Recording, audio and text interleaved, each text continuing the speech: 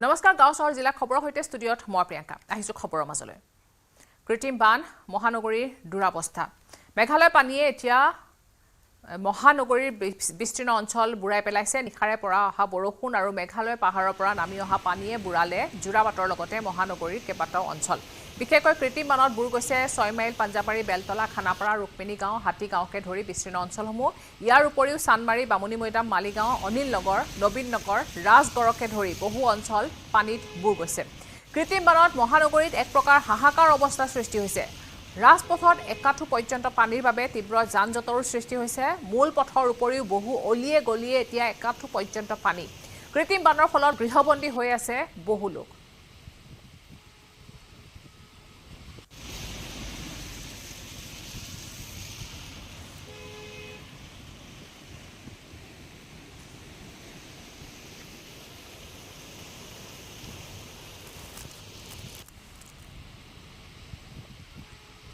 নিখাৰে পৰা অহা বৰষুণত এতিয়া মহানগৰীৰ বিভিন্ন ৰাজপথত এনেদৰে কৃত্ৰিম বানৰ সৃষ্টি হৈছে খানাপাৰা 6 মাইল পাঞ্জাবাৰী বেলতলাকে ধৰি এতিয়া বহু অঞ্চল এনেদৰে পানীত বুৰ গৈছে জোৰাবাটৰ পৰা আৰম্ভ কৰি মহানগৰৰ বিভিন্ন অঞ্চল এতিয়া পানীত বুৰ গৈছে মেঘালয় পানীয়ে বুৰাইছে মহানগৰীৰ বিস্তীৰ্ণ অঞ্চল হাতীগাঁৱৰ ৰাজপথতো একাঠু পানীৰ মাজত এতিয়া এখন ই ৰিক্সা বাগৰি গৈছে ৰিক্সাখন বাগৰি পৰাৰ ফলত কথমপি প্ৰাণ ৰক্ষা পৰিছে যাত্ৰীসকল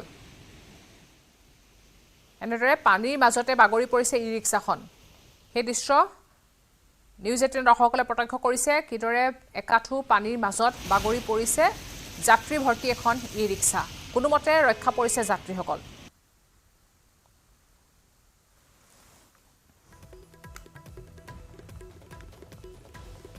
নিখাৰে পৰা হোৱা বৰষুণৰ পিছত আজি পুৱাৰ এয়া দৃশ্য কৃত্ৰিম বানত এতিয়া বিভিন্ন স্থান বুৰ গৈছে চদিখে এতিয়া বিভিন্ন অঞ্চলত পানী দেখিবলৈ পোৱা গৈছে পাহাৰৰ পৰা নামি অহা পানীয়ে বুৰালে মহানগৰীৰ বাটপথ খানাপাৰা 6 মাইল ৰাজগড় নবীন নগৰ অনিল নগৰকে ধৰি এতিয়া বহু অঞ্চল কৃত্ৰিম বানৰ কবলত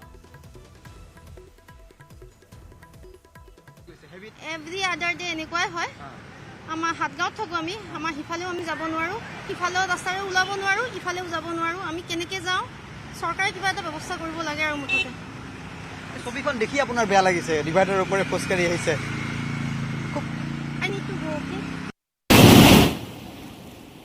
নিখাৰে পৰা অহা বৰষুণৰ ফলত বৃদ্ধি হৈছে বশিষ্ঠ নৈ জলস্তৰ বৃদ্ধি পাইছে আৰু এতিয়া কৃত্ৰিম বান হৈছে একাঠু পৰ্যন্ত পানী মহানগৰৰ বিভিন্ন অঞ্চল এতিয়া কৃত্ৰিম বানৰ কবলত পৰিছে নিখাৰে পৰা হোৱা নেৰানেপেৰা বৰষুণৰ পিছতে মহানগৰীৰ দৃশ্য দেখিবলৈ পোৱা গৈছে কৃত্ৰিম বানত বুৰ গৈছে মহানগৰীৰ বিভিন্ন অঞ্চল প্লাবিত হৈ পৰিছে বহু অঞ্চল বৰষুণ পাহাৰৰ পৰা নামি অহা পানীয়ে এতিয়া বহু অঞ্চল বুৰাই পেলাইছে নিখাৰে পৰা অহা বৰষুণৰ ফলত বৃদ্ধি হৈছে বশিষ্ঠ নৈৰ জলস্তৰ আৰু তাৰ পিছৰ পৰা এতিয়া বিভিন্ন অঞ্চলত হাহাকাৰ অৱস্থা হৈছে এতিয়া মহানগৰবাসীৰ মাজত এজাক বৰষুণ দিলে বন্ধ হৈ পৰে পাঞ্জাবাৰী কৰ্মশ্ৰী হিতেশ্বৰ শইকীয়া মহাবিদ্যালয় যাৰ বাবে এতিয়া ক্ষুভিত হৈ পৰিছে শিক্ষাৰ্থীসকল জোৰাবাটতো দেখিবলৈ পোৱা গৈছে কৃত্ৰিম বান মাজ নিখাৰে পৰা হৈ থকা নেৰানেপেৰা বৰষুণৰ পিছতে গুৱাহাটীৰ পৰা উজনি অভিমুখী জোৰাবাটৰ 27 নং ৰাষ্ট্ৰীয় ঘাইপথ এতিয়া কৃত্ৰিম বানৰ কবলত পৰিছে যাত্ৰীসকলৰ মাজত হাহাকাৰময় পৰিস্থিতিৰ সৃষ্টি হৈছে প্ৰশাসনে জোৰাবাটৰ উৰণ সেতুৰ ওপৰেদি উজনি নামনি বাহনসমূহ চলাচল কৰাৰ চেষ্টা অব্যাহত ৰাখিছে কিন্তু তীব্ৰ যান-জঁটৰ সৃষ্টি হৈছে কৃত্ৰিম বানৰ ফলত স্থানীয় ব্যৱসায়ী প্ৰতিষ্ঠানসমূহৰ বৃহৎ লোকচানৰ সন্মুখীন হৈছে এতিয়া ব্যৱসায়ীসকল আনহাতে পানী নিষ্কাশনৰ বাবে জোৰাবাটত থকা নলা নৰ্দমাসমূহো এতিয়া পানী কবলত পৰিছে পাহাৰ ঢল তথা ৰঙা মাটি আৰু জাৱৰ জোথৰেৰে ভৰ্তি হৈ যোৱাৰ ফলত নলাসমূহ উপন্ধি উঠিছে আৰু তাৰ ফলশ্ৰুতিতে এতিয়া সৃষ্টি হৈছে কৃত্ৰিম বানৰ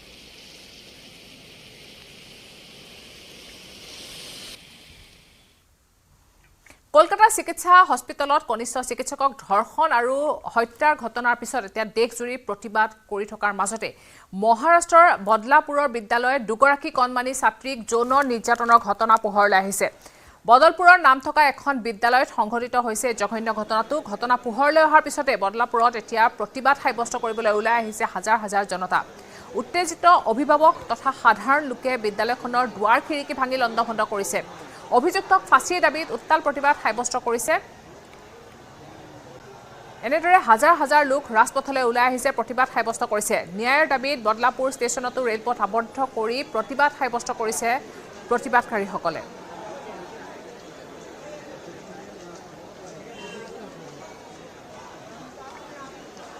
উল্লেখ্য যে বিগত সপ্তাহতে সংঘটিত হৈছিল এই নিৰ্যাতনৰ ঘটনা টয়লেটত নিৰ্যাতনৰ বলি হৈছিল 2 কণমানি 18 আগষ্টতে পোহৰলৈ আহিছে সমগ্ৰ ঘটনা লগে লগে থানাত এজাহাৰ দাখিল কৰিছিল অভিভাৱকে এজাহাৰৰ পিছত অভিযুক্তক গ্ৰেফতাৰ কৰে আৰক্ষীয়ে মুখ্যমন্ত্ৰীৰ নিৰ্দেশত তদন্তৰ বাবে এছআইটি গঠন কৰা হৈছে এই জঘন্য ঘটনাৰ প্ৰতিবাদ সাব্যস্ত কৰিবলৈ এতিয়া হাজাৰ হাজাৰ লোকে এনেদৰে প্ৰতিবাদ সাব্যস্ত কৰিছে দুখীক শাস্তি দিব লাগে উচিত বিচাৰ হ'ব লাগে এনেদৰে প্ৰতিবাদ সাব্যস্ত কৰিছে এতিয়া হাজাৰ হাজাৰ লোকে এখন বিদ্যালয়ত সংঘটিত হৈছে জঘন্য ঘটনাটো দুগৰাকী কণমানি ছাত্ৰীক যৌন নিৰ্যাতন চলাইছিল আৰু এই ঘটনা পোহৰলৈ অহাৰ পিছতে এই দৃশ্য দেখিবলৈ পোৱা গৈছে হাজাৰ হাজাৰ লোক ওলাই আহিছে দুখীক উচিত শাস্তিৰ দাবী তেনেদৰে প্ৰতিবাদ সাব্যস্ত কৰিছে লোকসকলে আমি আগবঢ়াইছোঁ পোনপটীয়া দৃশ্য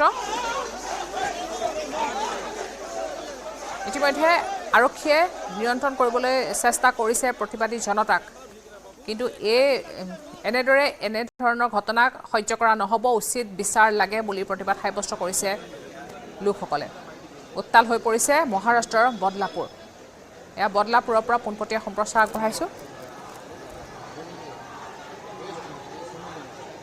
2 কণমানিক যৌন নিৰ্যাতন চলাইছিল আৰু এই ঘটনা পোহৰলৈ অহাৰ পিছতে কণমানি পৰিয়ালে এই ঘটনা জানিবলৈ পৰাৰ পিছতে এনেদৰে উত্তপ্ত পৰিস্থিতিৰ সৃষ্টি হৈছে মহাৰাষ্ট্ৰৰ বদলাপুৰত বিদ্যালয়খনৰ দুৱাৰ খিৰিকী ভাঙি লণ্ডভণ্ড কৰাৰ লগতে এই ঘটনা উচিত শাস্তি লাগে অভিযুক্তক শাস্তি বিহিব লাগে বুলি প্ৰতিবাদ সাব্যস্ত কৰিবলৈ ওলাই আহিছে এনেদৰে হাজাৰ হাজাৰ লোক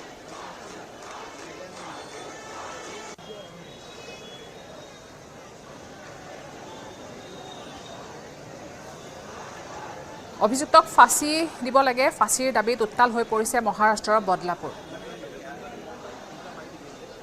এখন বিদ্যালয়ৰ টয়লেটত সংঘটিত হৈছিল দুগৰাকী কণমানিৰ সৈতে জঘন্য ঘটনা আৰু এই ঘটনাৰ পিছতে এতিয়া উত্তাল হৈ পৰিছে মহাৰাষ্ট্ৰৰ Badlapur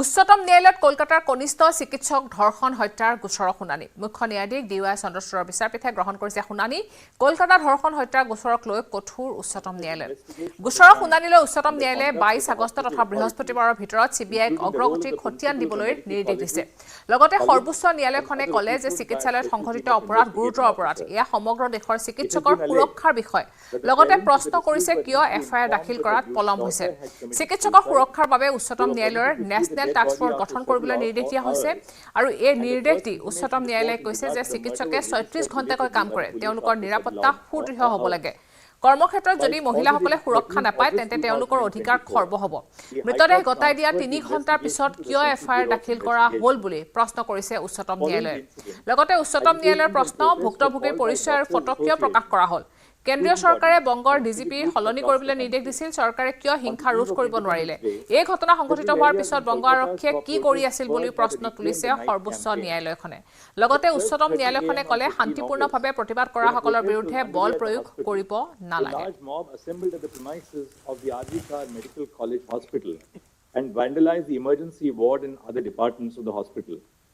Following the acts of wanton disruption and vandalism, the Indian Medical Association, a private and voluntary organization of doctors in India, called for a nationwide withdrawal of medical services except emergency services for 24 hours on 17 August 2024.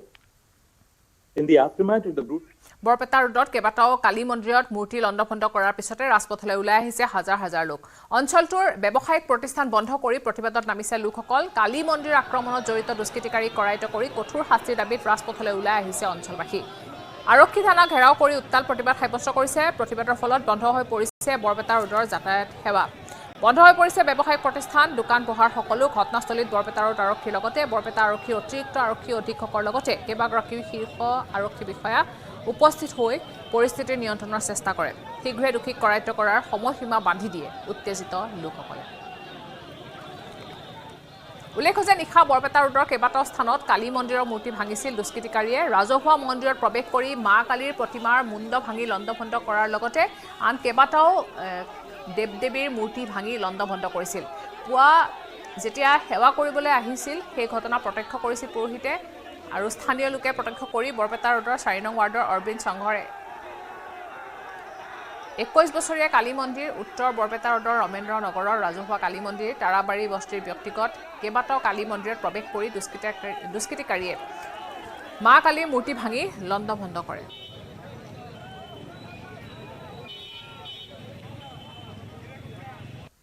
আমি ৰাতিপুৱা যেতিয়া 6টা বজাত খবৰ পালোঁ যে চাহানগৰৰ মন্দিৰৰ কালী মন্দিৰখন ভাঙিলাক, তেতিয়া আমি চবে গোট খালোঁ। তাতে ৰাস্তা ঘাট বন্ধ কৰিলোঁ। প্ৰথমত বন্ধ কৰাৰ পিছত আমাৰ পুলিচৰ পৰা এইখিনি মানে কথা যে অপৰাধীটো ধৰিব লাগে, ঠিক আছে, আমি বৰপেট চব ঘূৰি কেনে বৰপেটটো বন্ধ কৰাইছোঁ। আজি আমি এইখিনি মানে আমাৰ আজি বঙালীৰ জেগা যিখিনি মাজমজিয়া বঙালী জেগাত এইকাৰণে কালী মন্দিৰখন ভাঙিছে, এইটো কোন দুষ্কাৰী ভাঙিছে সেইখন আমাৰ উচিত বিচাৰ লাগে। আমাৰ জড়িত হয় যে ছাৰ এইটোৰ লগত কিবা দুষ্কাৰী বেলেগ ঠাইৰ পৰা মানুহ আহি কেনে আমাৰ লগত এটা হিন্দু মুছলমান কাজিয়া লগাৰ কাৰণে ৰাইট লগাবৰ কাৰণে এইটো হৈ আছে। আৰু এইটো অসম ইমান শান্তিজনক জেগা আৰু বৰপেটত সব জাতিৰ লগত এটা ভাল মিল আছে, ঠিক আছে। এইখন জাতিৰ লগত মানে কাজিয়া লগাৰ জন্য এইখিনি বস্তুটো মানে বেলেগ দুষ্টাচক্ৰই কৰি আছে, দুষ্টচক্ৰই কৰি আছে। ছাৰ জনে ভাঙিছে, তেওঁৰ চেহেৰা আৰু ফিজিকেল এপিয়াৰেঞ্চত নকয় যে একচুৱেলি তেওঁ ভাঙিছে। তেওঁৰ পিছত আৰু বহুত মানে মানুহ জড়িত হৈ আছে। আমাৰ সন্দেহ আছে বেলেগ মানুহ জড়িত হৈ আছে আৰু এই জড়িত ব্যক্তিজনক ধৰিব লাগে। তেওঁৰ কি উদ্দেশ্যত এইবিলাক কাম কৰি আছে। আৰু এই যে 100 বছৰ পুৰণা মন্দিৰ এইটো, আৰু এইটো চবৰে আস্থাৰ জেগা, আৰু এই আস্থাত কিয় আঘাত আনিব লাগে আৰু কি উদ্দেশ্যত ইয়াতে আছে তেওঁৰ সেইটো আমাৰ জানিব লাগে। ভাঙা চুরা করতেছে সব, এই যে ঠাকুরের মন্দির ঠাকুর ভাঙ্গিয়া ফেলাইছে, কালী ঠাকুর, শীতলা ঠাকুর সব ভাঙছে, ওই বাসিটা ভাঙছে সকালবেলা 5টা বাজায়। নামনগর 1 নম্বর ওয়ার্ড। অসমীয়া যুৱকক বহিৰাগত ব্যৱসায়ে প্ৰহাৰ কৰা ঘটনাৰ বাবে শিৱসাগৰ শিক্ষামন্ত্ৰী ডক্টৰ ৰণোজ পেগু 30টাৰো অধিক জাতীয় দল সংগঠনৰ সৈতে আজি বৈঠকত মিলিত হয় ডক্টৰ ৰণোজ পেগু। এই বৈঠকত খিলঞ্জীয়াৰ ওপৰত হোৱা বহিৰাগতৰ আক্ৰমণক ধিক্কাৰ দিয়াৰ লগতে দল সংগঠনসমূহে চৰকাৰলৈ বুলি কেইবাটাও দাবী উত্থাপন কৰে। উজনি আটাইকেইখন জিলাতে বহিৰাগত লোকে যাতে মাটি ক্ৰয় কৰিব নোৱাৰে তাৰ বাবে কঠোৰ আইন প্ৰণয়নৰ দাবী, বহিৰাগত লোকে যাতে সংগঠন খুলিব নোৱাৰে, এনেধৰণৰ বহুকেইটা দাবী উত্থাপন কৰিছে শিক্ষামন্ত্ৰী ৰণোজ পেগুৰ হাতত। ইফালে আইন সকলোৰে বাবে সমান হ'ব লাগে বুলি মন্তব্য কৰিছে শৃংখল চলিহাই। শিক্ষামন্ত্ৰী ৰণোজ পেগুৰ সন্মুখতে চৰকাৰে গৌৰৱ চুমানিয়াক দেহৰক্ষী দিয়াক লৈও তীব্ৰ ককৰ্থনা কৰে শৃংখল চলিহাই। ককৰ্থনা কৰিছে শৃংখল চলিহাই। গৌৰৱ চুমানিয়াৰ দৰে মোকো নিৰাপত্তা লাগিব বুলি কয় শৃংখল চলিহাই।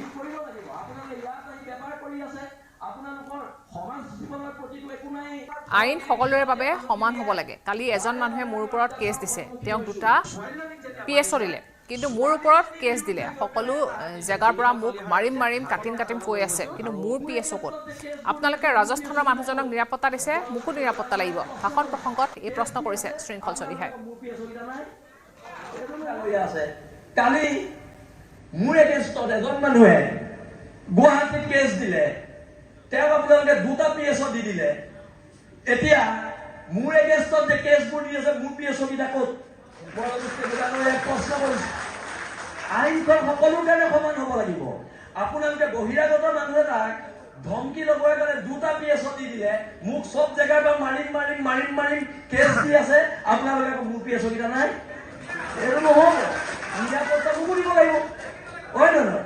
মই খিলঞ্জীয়া ভূমিপুত্ৰ মানুহ, মোকো নিৰাপত্তা দিব লাগিব। আপোনালোকে যদি ৰাজস্থানৰ মানুহজনক নিৰাপত্তা দিছে, আৰে ভাই মোক নিৰাপত্তা লাগিব, মোৰ এইটো অধিকাৰ, মোৰ অধিকাৰ হয় এইটো। আপোনালোকে এতিয়া মই এটা সৰু প্ৰশ্ন কৰোঁ, মই যদি ৰাজস্থানত গৈ এজন ৰাজস্থানী মানুহৰ বিৰুদ্ধে FIR দিওঁ, মোক ৰাজস্থান চৰকাৰে 2টা PSO দি পঠিয়াব নেকি? স্বাভিমানটো ৰাখক, স্বাভিমান ৰাখক। ৰাজনীতি সম্পদকে ডাঙৰ বস্তু নহয়, আমাৰ সমাজ ডাঙৰ বস্তু, জাতি ডাঙৰ বস্তু, ৰাজনীতি বহুত তলৰ বস্তু। ৰাজনীতিতকে জাতি ডাঙৰ আৰু জাতিৰ ক্ষেত্ৰত কম্প্ৰমাইজ কৰা নহ'ব। আৰু এতিয়া GP সিং ডাঙৰীয়ালৈও প্ৰশ্ন আছে যে আমাৰ নিৰাপত্তাবোৰ কি হ'ব। আৰু তেন্তে এতিয়া দেখোন চব যদি অনা অসমীয়া মানে মোৰ এগেইনষ্টত কেছ দি 2টা PSO পাই থাকে, অসমত আমাৰ নিৰাপত্তা দিবলৈ পুলিচে নাইকিয়া হ'ব। সেইকাৰণে মই কৈছো আপোনালোকে কেবিনেটত সিদ্ধান্ত লওক যে আমাৰ উজনি অসমৰ খিলঞ্জীয়া মানুহৰ মাটি ছেভ কৰিব লাগিব।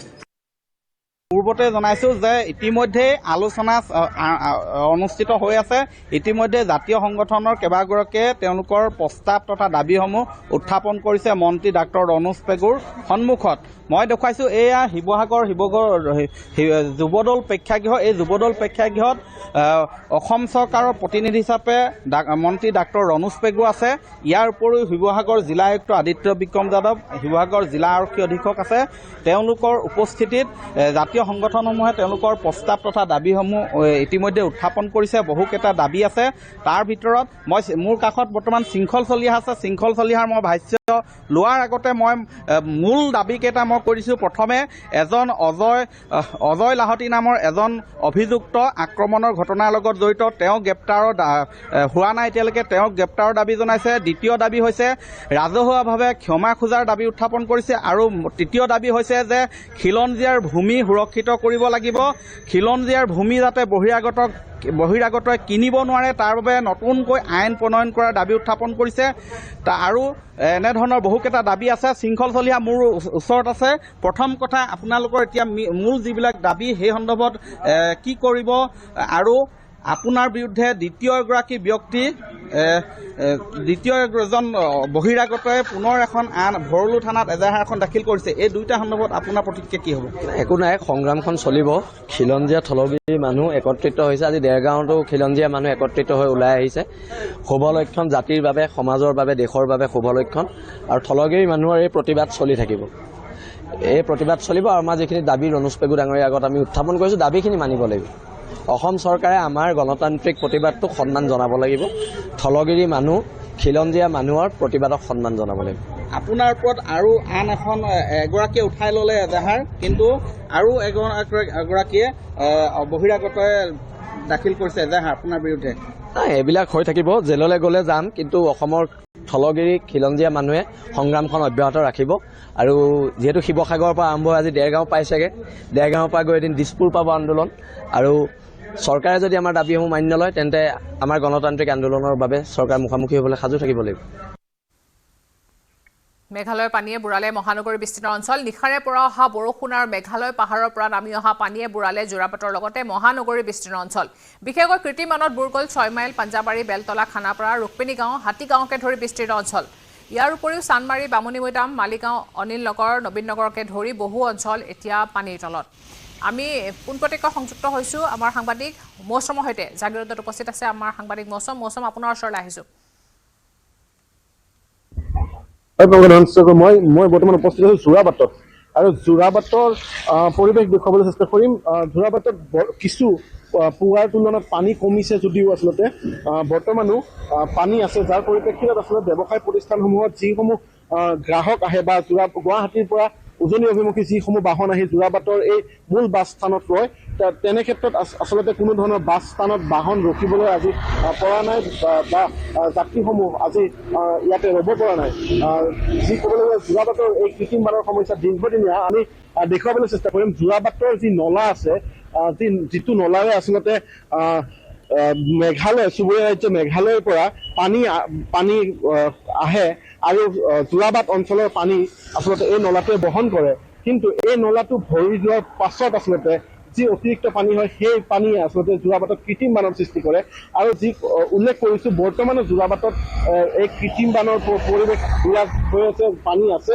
নিশাৰে পৰা যি বৰষুণ আহিছিলে তাৰ পাছতে আচলতে যোৰাবাট অঞ্চল কৃত্ৰিম বানত যি ক'ব লাগিব গুৱাহাটীৰ পৰা যিহেতু যোৰাবাটে দিয়ে উজনি অসমলৈ গাড়ীসমূহ গৈ থকা হয়, উজনি অসমলৈ যোৱা যান বাহনসমূহ এতিয়া কি অৱস্থা হৈছে? যান জঁটৰ সমস্যা হৈছে নেকি? পানী কিছু কমিছে নে নাই? হয়, নিশ্চয়কৈ। যোৰাবাটত এই মুহূৰ্তত যোৰাবাটৰ যি তিনিআলি আছে বা চুবুৰীয়া ৰাজ্য মেঘালয়লৈ আহ যাহৰ যি স্থান আছে, যি যোৰাবাট বাছ স্থান, এই স্থানত পানী কিছু কমিছে।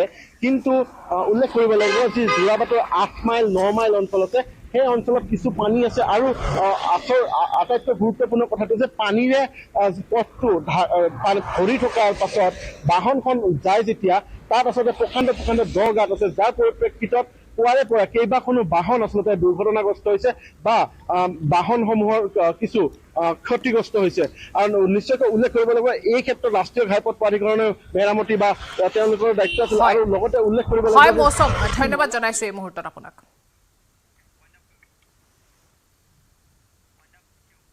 আৰু ইয়াৰ লগে লগে সময় হৈছে এতিয়া বাতৰিৰ পৰা বিদায় লোৱাৰ নমস্কাৰ এইটো মাইথান ষ্টিল নহয়